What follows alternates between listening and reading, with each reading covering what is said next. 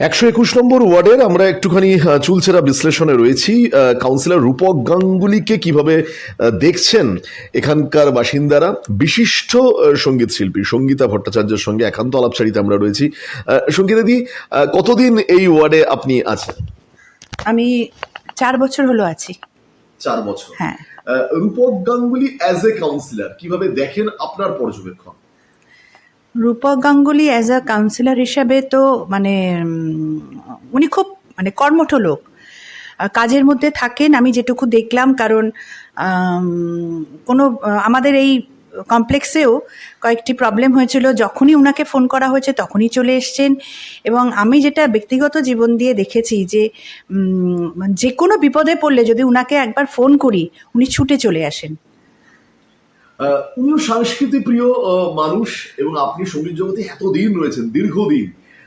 এই জায়গায় কেমন খুঁজে পান অ্যাজ এ কাউন্সিলর? মানে যখনই বিভিন্ন অনুষ্ঠানে আপনাকে আমি দেখি, সেই জায়গাটা যদি একটু বলেন। সেই জায়গাটাও বেশ সুন্দর, কারণ উনার যদি কোনো অনুষ্ঠানের ব্যবস্থা থাকে আর কি, উনি ফোন করেন, বা ওনার সাথে স্টেজেও যখন আলাপ হয়, বা উনার যে বলা উনি যখন বলেন, বা সব কিছু মিলে একটা মুখে সবসময় একটা হাসি, আর সবার সাথে এত সুন্দরভাবে উনি মিলেমিশে চলেন যেটা সত্যি ভালো লাগে। আমাদের পৌরপিতা 121 নম্বরের এত সুন্দরভাবে সকলের সাথে মিলেমিশে চলেন, যেটা খুবই লক্ষণীয়।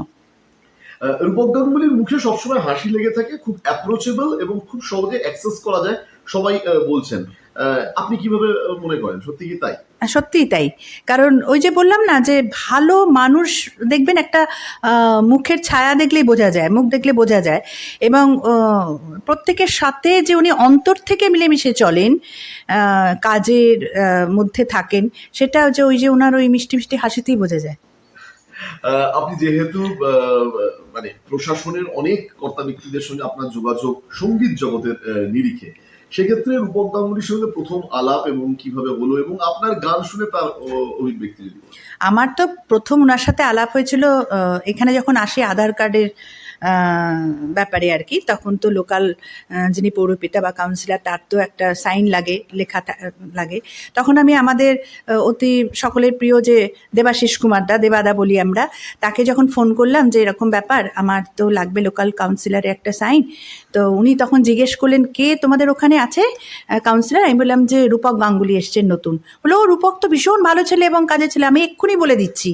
এবং সাথে সাথে ওনাকে ফোন করেছেন, হয়তো নিশ্চয়ই করেছেন, কারণ উনিও 5 মিনিটের মধ্যে দেখি রূপকদা আমার নাম্বারে ফোন করছেন, বলেন দেবাদার কাছ থেকে নাম্বার পেলাম, আমি এক্ষুনি আসছি, এসে আপনাদের সকলের সাথে আমার আলাপ হওয়া দরকার, কারণ 121 নম্বরেরই তো আপনারাও।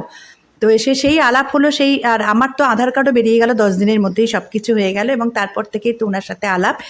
এবং ফাংশন বলুন বা বাড়ির কোনো কিছু হলে, ভালো মন্দ সমস্ত কাজেই উনি সবসময়, যখনই ফোন করেছি তখনই উনি চলে এসছেন।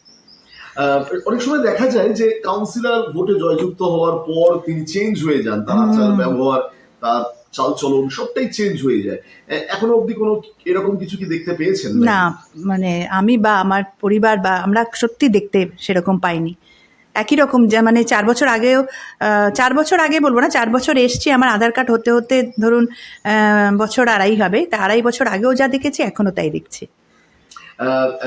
এই ওয়ার্ডের বাসিন্দা হিসাবে কাউন্সিলরকে কি বলতে চাইবেন, কি মেসেজ থাকবে? মেসেজ হচ্ছে এটাই, যে উনি যেভাবে সবার সাথে মিশছেন এবং যে উদ্যোগ নিয়ে কাজকর্মতে এগিয়ে আছেন বা করছেন আর কি, পাশে থাকছেন, মানুষের পাশে থাকছেন, সবচেয়ে বড় কথা।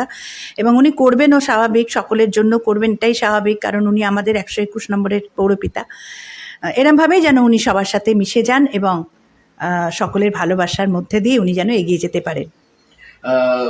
আরেকটা বিষয়, যে যেহেতু এই ধরনের মানুষ, রূপক বাবুর মতো এই ধরনের মানুষ ভোটের রাজনীতিতে কতটা গুরুত্বপূর্ণ বলে আপনার মনে হয়?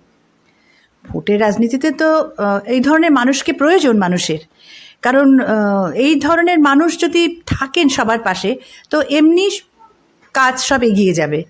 মানুষের প্রবলেম হলে তবেই তো পৌরপিতাকে বলবে, যে কোনো প্রবলেম বা যে কোনো সমস্যা, ভালো মন্দ সব কিছুতেই তাকেই তো আগে লোকে ডাকবে।